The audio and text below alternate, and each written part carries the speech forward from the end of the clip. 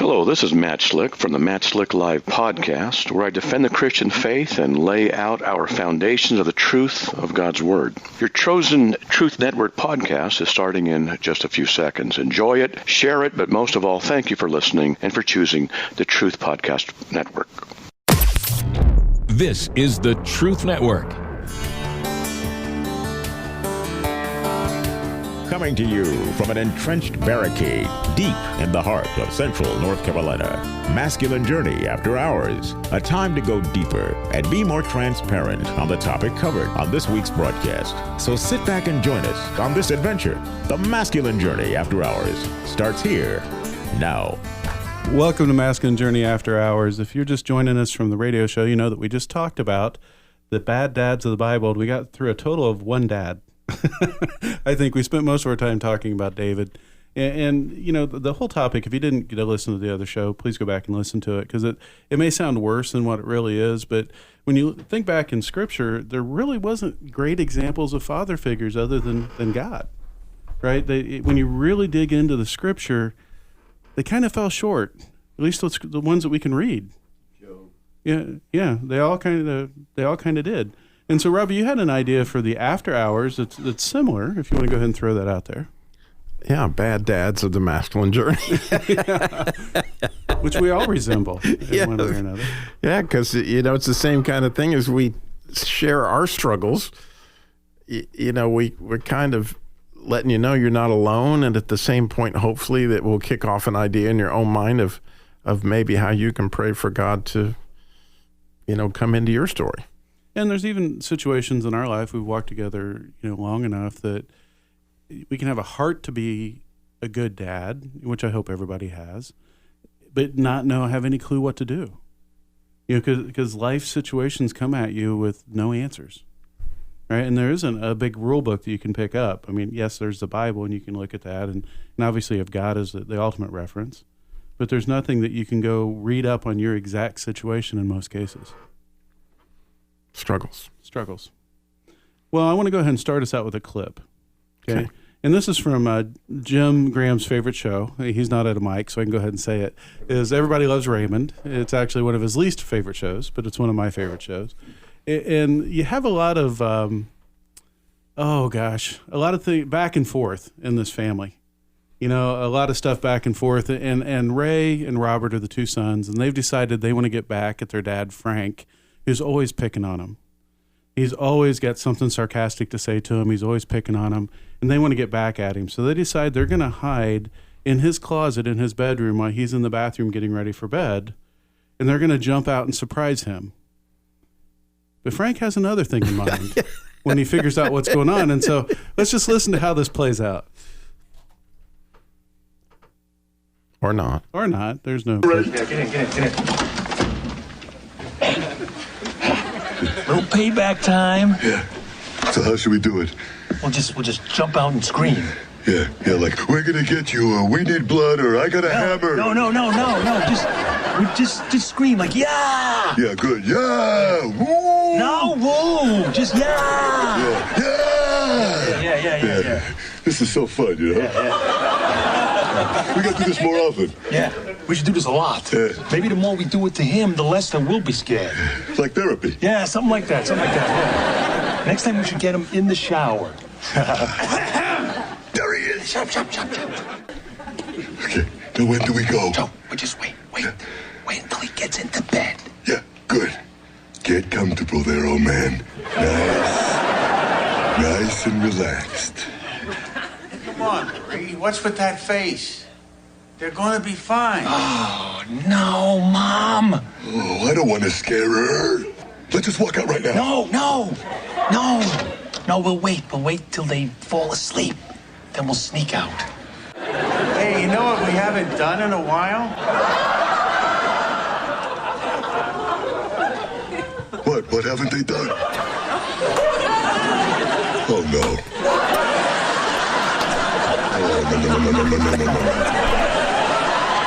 Please don't go over there, Ma. Don't go.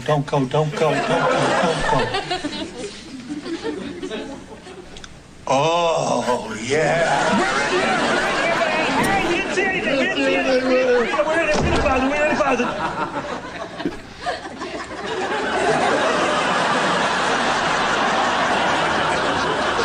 Scared you, huh? You're a sick man! What was wrong with you? I'll tell you what's wrong with him. He's a sick man. You're a sick man! You tried to scare me, huh? Well, you mess with the bull, you get the horns. When they step out, Frank's out there by himself in his bathrobe. You know, it's hard to kind of set that up without telling you what's going on. But yeah, there's definitely some dysfunction going on in that family. Yeah. Yeah, and ironically, this kind of reminds me, honestly, of my bad dad moments, a couple of them. Not exactly. You know, one, I always used to tell my kids, mess with the bull, you get the horns. Because that's something my dad always told me when, you know, he had a point to make.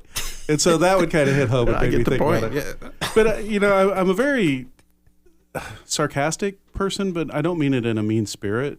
It's just joking. It's nice to know. You know, and Frank does that. Frank does that throughout the whole show. And until you get into the later seasons, the boys think that's kind of who he is. Right. But later on, when they learn there's more to his story and how their dad has really been a much better dad to them than he ever had, then the full rest of it comes around and they realize how much he does really love them. You know, and there's little glimpses of that. And, you know, for me, I being someone who likes to joke around a lot, I have to be very intentional about giving even more accolades or even more loving times, because you never know when those are going to be misheard or as disappointment, you know, or as another thing than what you intend them to be. You know, that joking around absence of love is just going to be hurt. You know, and I think I probably did that with my oldest daughter a little bit, you know, because she always felt a lot of times, I remember her saying, I'm just a disappointment. You know, and I never saw her that way. I still don't see her that way. You know, but that's, I think somehow I gave her that impression. You know, and with each of my kids, I could peel back and say, I'm a bad dad in this area, I'm a bad dad in this area. And later on, maybe in the show, if there's time, I'll share about with Eli. You know, because God's actually helped redeem that one for me. You know, but I'm waiting on opportunities to redeem some of the stuff with the other kids. You know, I keep asking God, okay, God, how can I enter into their world? And he's allowed me to do that in lots of ways. You know, I need to redeem some things that I wasn't in a place to give them then. You know, part of that for me anyway was I'm a much different man than I was when Rachel was little. I'm a much different man when Eli was little, you know, my youngest. And that's the thing, is we evolve. We've talked about on the show, our kids get different dads even though it's the same person. Yeah, second generation dad. I know, actually, I've been trying to figure out which of the many, many, many bad dad stories I could share. So I'll go with the one that really is the biggest struggle almost to this day, was that, you know, frankly, my wife and I had completely different ideas of what was bad behavior. And yet, because in her life, you know, her father died when she was 8. She didn't have a father. Mother was very harsh.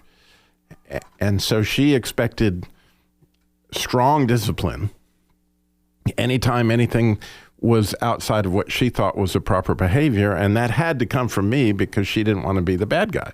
It was similar to what we talked about with King David, where she didn't have this dad that reached out to her. You know, she didn't want to be the mom that didn't reach out to her kids. And so I was the one that would feel the pressure from her, like, you got to do something about this. And she would be very, very, very upset. And then sometimes some of my children, I won't call them by name, but all 3 of them,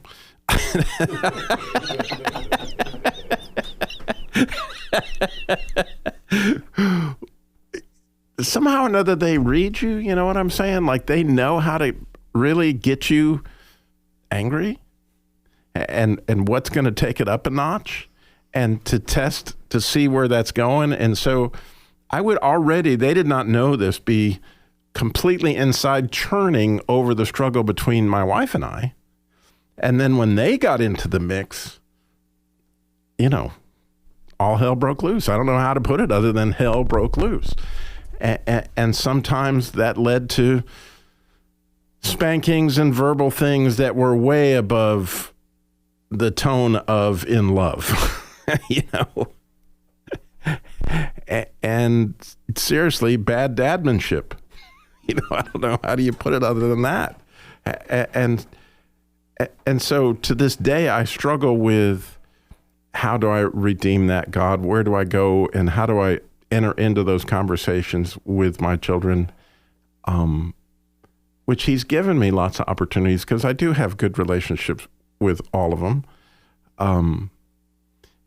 And chances to actually try to see some of the agreements they might have made in that, try to describe to them what I've struggled with in order to get them to that agreement, to help them break the agreement.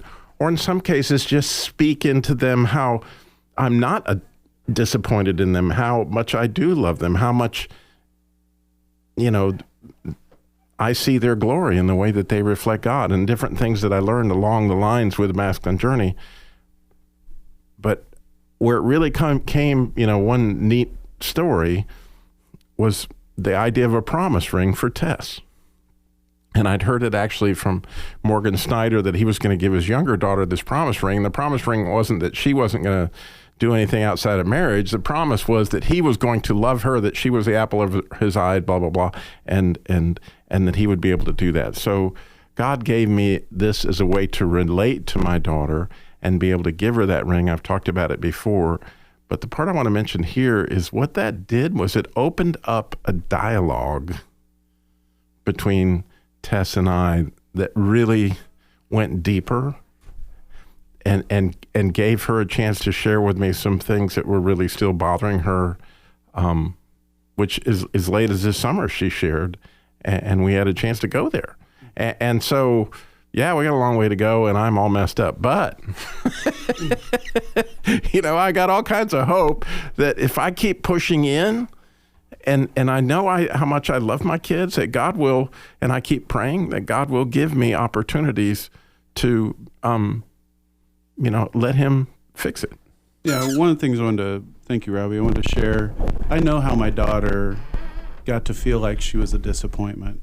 And I've shared it on another show before, but it was in the midst of my company going through, and I was pretty high up in my company and responsible for lots of things, and a lot of that was finding root cause analysis. You know, I was doing that all the time in many different ways, and they sent us to all these different classes, Six Sigma and all these different things on how to get to root cause. And so, you know, being what I thought a good dad would do, I'm going to bring that root cause analysis to my relationships at home, right? And so everything had to come down to somebody's fault, right? Well, when it has to be somebody's fault, and that's what you focus on, and not the grace, not the redemption, not any of that, you focus on fault, then obviously somebody's going to feel like a disappointment. Yeah, and if you don't do that anymore, it won't be your fault. Right, exactly. Yeah. You know, and thinking back on how I treated her heart, especially when she was young, not out of a bad place, not intentionally, but it really did a bad number on her. You know, and again, with all the kids, I've made my mistakes in different ways. But with her, that's really what contributed to her feeling that way a lot. You know, is how her dad handled her heart, which was me. Yeah, I have so many stories to mention, and I have, you know, basically 3 children, and again, different dad and all 3 of those kids. Carson's actually in the studio, so maybe we could just put him on the mic and he could share with you my bad dad tricks. We don't have enough time. We don't have. Thank you, Jesus. Thank you. Because, you know, he's got some stories, but there's so many I could talk about with my daughter, but I'm going to go a different way. I have my daughter's my oldest child, and then my son is 2 years younger than him. And I remember being the bad Little League dad, you know, the dad that's living vicariously through his kid, that sort of thing. And I never wanted to be that guy, and I tried not to be that guy. Oh my goodness, but it's so hard. And even in the midst of that, you end up becoming that guy, or I did anyway, not necessarily everybody. There are a few guys that I know that handled it really well and gracefully, and I admire those guys to this day. However, it's so hard when you feel like your kid's getting mistreated, your kid's getting taken advantage of, or whatever, or, you know, that sort of thing. And you know, I can remember so many stupid things at ball games, getting, I just, when Derek was, I think he was probably 6 or 7 years old and playing, I think, coach pitch, or maybe it was his first year of regular pitch ball.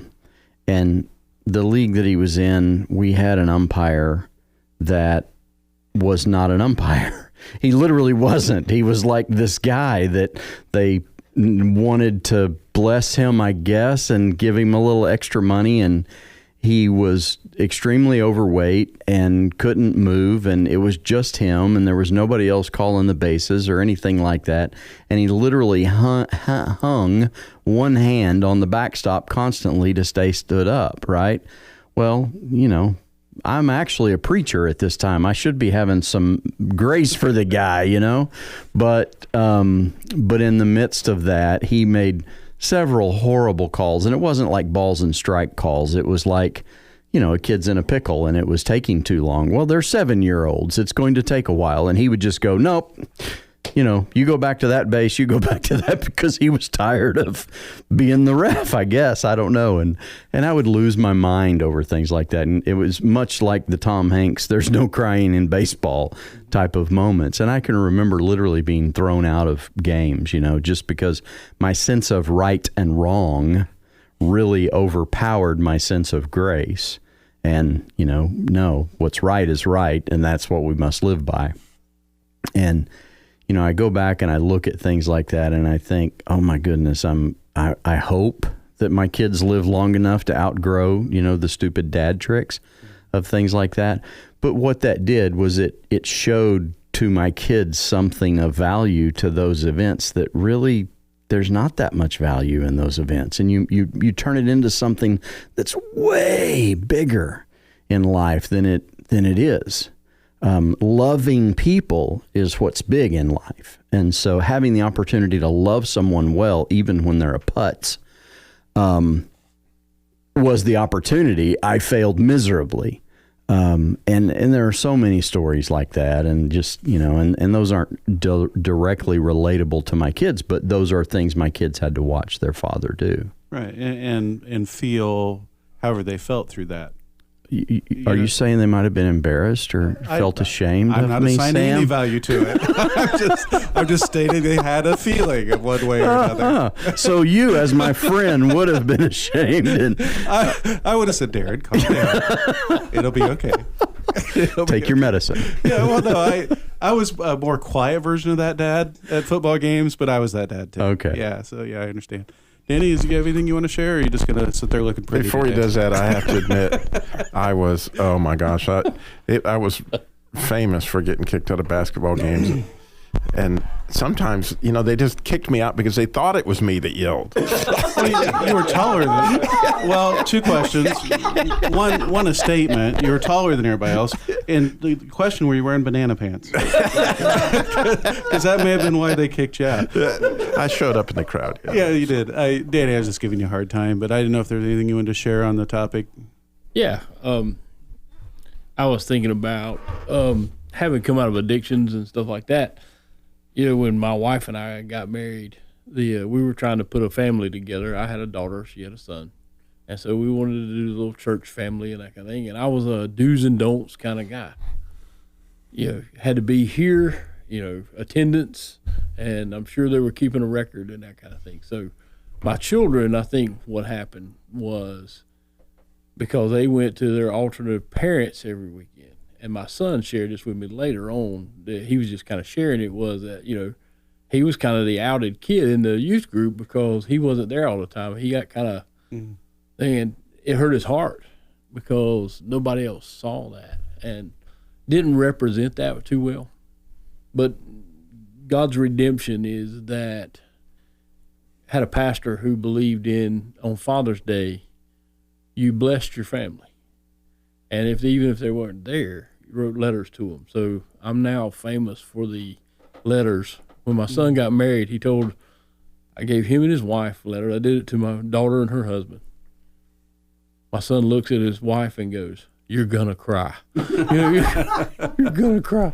But that's the thing is there is redemption behind it, I think. But there's story after story, but I don't have permission to tell many of them. So. Oh no, I understand. The one I'll share was the one, and I've shared it on the air a bit in the past, but boot camp after boot camp, for a series, I did the Wound Talk. And a part of the Wound Talk is you play a clip from the movie The Kid. And in this clip, the dad is very aggressive, very inappropriate with his son's heart. And it always tore me up, to the point of tears every time I'd watch it, because I was that dad with my youngest son, Eli. Now this is a father that's matured through 3 other kids. I should be past that at that point. But, each kid is different. And Eli is a great kid. I love him. He's a young man. Love him dearly. But he can be very set in his ways. And he could be very set in his ways at age 2. And part of my role when I would come home at night is Heidi was tired of dealing with the kids throughout the day. And it's like, okay, I need a break. I need you to step in and take care of this disciplinary issue, right? Eli's been acting up today. And so dad's been gone all day, and dad comes home, and the only thing that I get to do most nights is come in and be disciplinarian. It doesn't result in a very good relationship. And as that relationship was fractured and me not having any wisdom to see it, as that relationship was fractured, he would amp up a little bit. He would match my aggression with stubbornness. And to the point where, I know I spanked him at times well beyond what was needed, well beyond love. It was just anger or frustration or mad that I had to deal with the situation after a long day of work. I wanted to come home and love on my son. I didn't want to come home and have to make him stay in his room all night, or whatever the case was. I didn't want to have to be there, and I was mad at other situations, but it came out at him. And so every time I would do that talk and I would see that dad, I would just think, oh my gosh, that's me. And I mentioned it from the stage a few times, and Eli's been at boot camps, and the last boot camp in the spring that we had, or maybe it was the fall. No, it was the spring. It was the spring. Before we had one this summer, the last spring when we had, Eli came up after that talk, and he said, I've heard you talk about that a lot, and can we talk? And we sat down and we had a heart-to-heart during a free time, about 3 hours, where he just kind of shared his heart, which was brutal, on having to feel accountable to that, but also very grateful for God redeeming that, because we were able to have some conversations as a 16-year-old at that time he wouldn't have understood before that. And actually I know the enemy would have meant to divide apart, God joined us even closer together. Mm-hmm. And we seldom have issues, for the last several years now, but we seldom have issues because we have a way we can communicate through them because we know each other better, if that makes sense. And so, very grateful for God's intervention and me struggling with it so many times at boot camps and him seeing me struggle with it. Because then I think it gave him the permission to say, Dad, can we talk about this? Because I remember some of this. Yeah. And that's the ugly stuff that you remember. But the truth of the matter is, if you weren't the dad that you are, he would have never felt like there was a safe place to confront you as a brother and a son, and to do it in respect. And that's the beauty of it, is that you are a phenomenal dad, and that you've been that for your boys. I've watched it personally with your boys and to some extent with Sydney. But seeing that with Eli, and now seeing the man that he is, the young man that he is, that strength that he has to confront you comes from you. So that's the powerful part of it, is God still used Sam to confront Sam. Thank you. So we got a lot of bad dad stories, and I think we get down to about 3 minutes left in this segment. We get down to, okay, what do you do with it? What if you're not at a place of redemption, right? What if you're at a fractured place in your relationship with your kids, right? Or the kids don't want to talk to you, or whatever the situation may be. What do you do with that? Write that letter. Yeah, that's, was the one story I didn't tell. Was actually, really, really heartbreaking for me when one of my children was in the hospital and refusing to let Dad come. And they were in the hospital based on some of their own choices. And it totally broke my heart that they just would not allow Dad there. And I prayed a lot, and God reminded me of something that child had asked for a Bible that I had that was really special, and that child had also, indicated that they wanted it when I died. And so as I began to say, well, how do I do this, God? He said, well, write a letter. So I began to write this letter, a Danny letter. And as I was writing it, I realized that I was completely guilty of the same sin that they had committed. And actually, based on my situation, had I been successful in that, I would have actually murdered 3 of my two, because they never would have come into being. And I never even had thought through my own sin and the fact that this was now being played out in my family. And it was really amazing how he redeemed that and how the child responded as a result of the letter, which not only turned around their relationship with me, it turned around their relationship with God. And it's one of the most redeeming things I've ever seen happen. But to me, it was just totally God to the rescue, because I went to my knees. Mm-hmm. Yeah, I have situations come up from time to time with kids. I like to say I've never been a dad of a 33-year-old daughter. Next year I've never been a dad of a 34-year-old daughter. Which brings its own challenges, or a 23-year-old son, or whatever that may be. And I find myself having to say, God, I don't know what to do here. I don't know how to handle this. I don't know how to be the dad I need to be here, and I need you to show me. I need you to father me through it.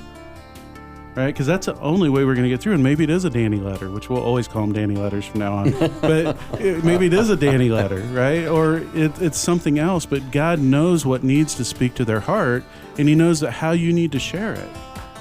So it always begins with going to him and dropping to your knees and saying, Father, I need you here because I don't know how to do this.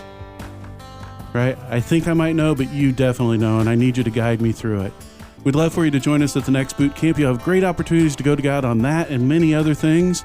But go to masculinejourney.org to register for the upcoming boot camp, November 12th through 15th, masculinejourney.org. This is the Truth Network.